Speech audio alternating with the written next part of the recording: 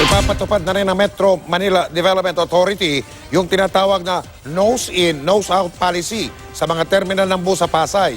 Ito ay para makatulong sa pagpapaluwag ng trapiko sa katimugang bahagi ng EDSA. Makatutok si June Veneracion.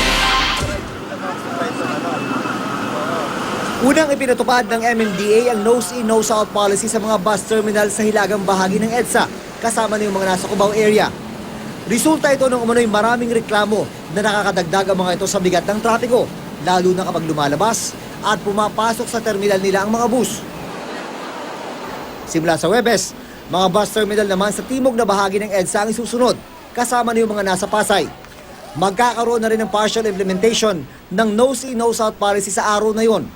Sa susunod na linggo naman ang full implementation. Huwag nila gamitin yung kalye na umatras at umabante. Dapat doon nila sa loob gawin yan ng kanilang terminal kung wala silang butas sa likod. Ito ngayon ang problema. Dito sa Pasay City, marami ang mga terminal ng bus na gaya nito. Masisikip, makikitid.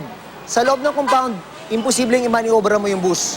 Pwede mo siguro ipasok yung bus una yung harapan, pero hindi mo siya pwedeng mailabas na una pa rin yung harapan. Dahil ang likuran nito, pader. Handa naman daw makipagdialogo ang MMDA sa mga nagpapatakbo ng mga bus terminal.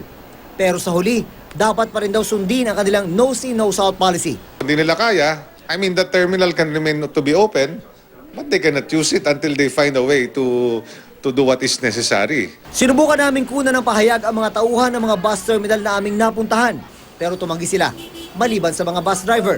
Bilang isang driver po, mahirap sa amin yung ganitong sitwasyon. Hindi makakamanubra sa loob kasi maliit. Bukas nakatakdang mag-inspeksyon si MMDA General Manager Tomas Orbos sa mga maapektuhang bus terminal sa Pasay. June Veneracion, Nakatutok, 24 Oras.